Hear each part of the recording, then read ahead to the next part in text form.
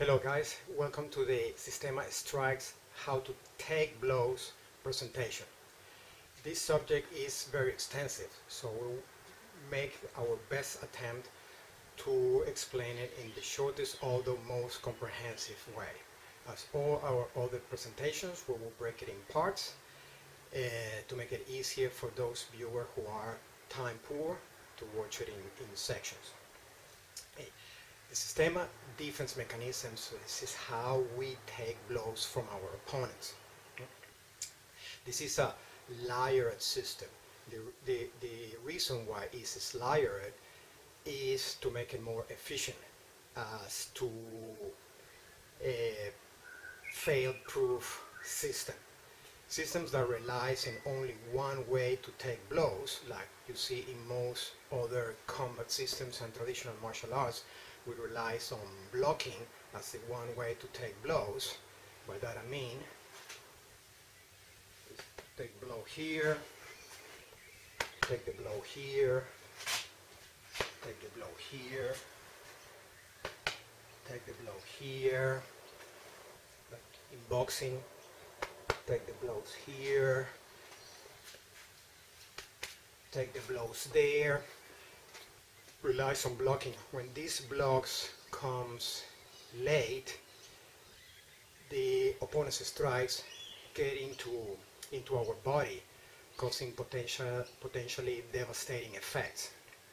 Systema relies on a multi-layer system. So if one system is late or fail, they have the other layers. In this part, we're gonna talk about the psychological component. We got two main layers, which are the psychological and the physical.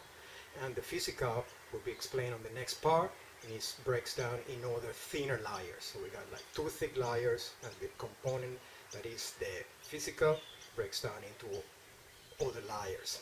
Okay? So if you are not familiar with the Russian Systema or the Russian system, combat system, or you are a Systema beginner or intermediate practitioner, bear with me on this part.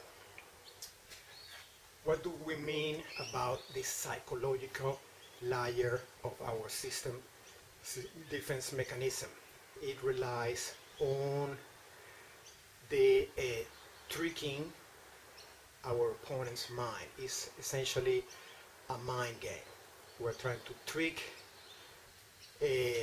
or cheat or disrupt. We always talk about disruption. This is the first part of the disruption process. We want to disrupt our opponent's work so we can do our work. Okay? So there are different ways that you can do this. Let's start with the first one. In Systema, we always want, you have seen me talking in other videos about the intended target area. The intended target area initiate the movement. What's the reason for this? The way that the human mind works is similar, and this is the analogy that I normally use to explain this, when you see air defense systems engaging fighting airplanes of the enemy. These systems essentially calculates, once they take the enemy aircraft, they estimates the speed that the aircraft is traveling, the altitude, the distance, and the trajectory. It locks into the target, and when it's locked, it launches the missile to destroy that aircraft. The human mind works in a similar way. When your opponent is trying to throw a punch at you, or a strike, or it could be a kick, could be an elbow, any form of a strike, the mind makes these calculations automatically, unconsciously. It happens all in the background. It calculates the distance to the target, the position of the target, and then, only then, the punch is thrown, or the kick. The reason for this, in these calculations, is going to determine what is the maximum power delivery of that strike. So the maximum power delivery have to occur at the target point. The strike begins from velocity 0. the hands is stopped here, not moving, is velocity 0. Then when the punch is thrown, or the kick, or the elbow, whatever the strike is, it starts accelerating until it reaches maximum velocity for maximum impact, maximum kinetic energy transfer into the target at that particular distance. Then it start, if the striker misses, it start losing velocity, losing speed until it reaches velocity 0 again, because you simply ran out of arm. Then you have to bring the arm back. All right. So one of the ways to disrupt this work is by moving the intended target area out of the way of that strike. So let's say the camera is my opponent's eyes and is fixed on my finger as the target. I'm going to slightly move my face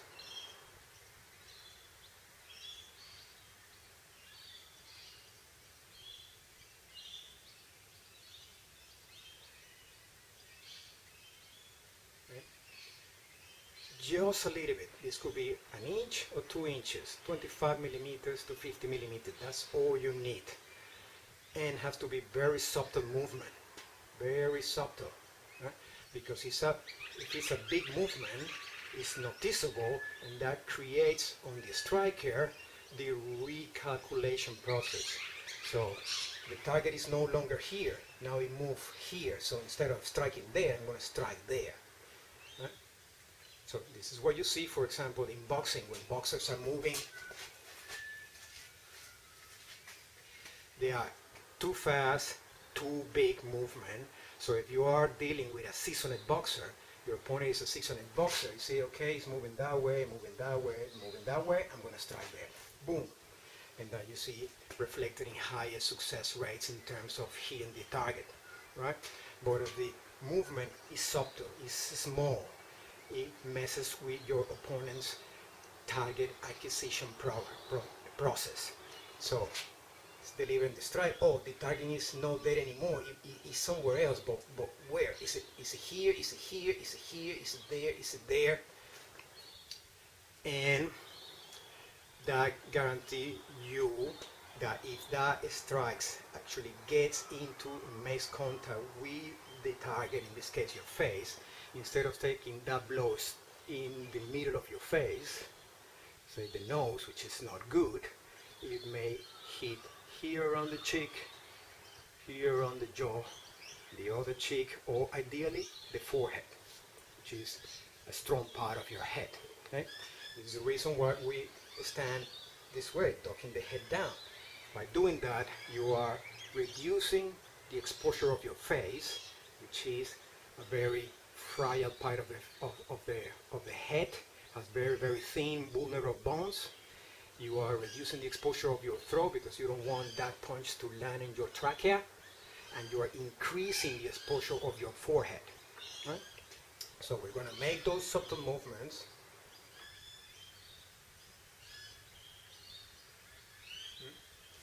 Only 1 to 2 inches, 25 to 50 millimeters, in an inconspicuous way, to sabotage or interfere with the striker's target acquisition process. This can be done in any part of the body. The person is striking towards the face, you do that. If the person is striking towards the body, it could be aiming at your solar plexus, your liver, the abdomen, the stomach. How do you do if those strikes are directed towards your body? Okay, similar process. You know, that's what is important. Freedom of movement, as we always talk in Systema. Your torso have to be flexible, have to be movable. Okay? We can displace ourselves from the entire body from one side to another, but even if you are in the same spot, let's say on a confined space, you can still move, right? So you can practice exercise where you expand your chest without moving the shoulders, chest expansion, chest contraction, right? Then without moving the chest, shoulders forward, shoulder backward, shoulders up, shoulders down, and then a combination of both. Chest expansion for shoulders back, chest contraction with shoulders forward. By doing that, you are increasing or reducing your chest proximity towards your opponent by 1 or 2 inches, depending how flexible your torso is and how big your chest is, right? By doing that, you produce the same effect that I just explained about the face. The person is trying to reach your solar plexus, your diaphragm. You made your diaphragm farther away, or you made your diaphragm closer, right? Which brings me to the next step of this psychological work. Okay. One reason, disrupt your opponent's target acquisition process by moving the intended target area out of the way just by a little bit, right? Big movement attracts a recalculation or target reacquisition, right? The target is not there anymore. Now it moves this way. I'm going to punch there instead, all right? The other reason why we do this psychological work is by reduce the power of your opponent's strike. When that disruption occurs, the targets move and the striker have to recalculate. It force them to throw a hesitant strike, which comes with less force. Okay? The other way to reduce the strength on the striker's punches or kicks that we talk in Systema about taking power, reducing power of your opponent, is by using physics. As I explained at the beginning, that strikes initiate from velocity 0. It starts gaining acceleration until it reaches maximum acceleration, and then start deaccelerating. When you shorten the distance between the intended target area and the striker, you are catching that strike earlier when it's accelerating, when it's gaining strength, gaining force, accumulating kinetic energy, right?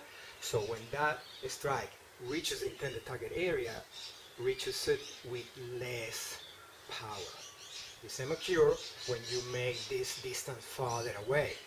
The person calculate the distance to your solar plexus, delivers a powerful punch towards your solar plexus, and you make that target, you give the person the target and you take it away by 1, 2, 3 inches.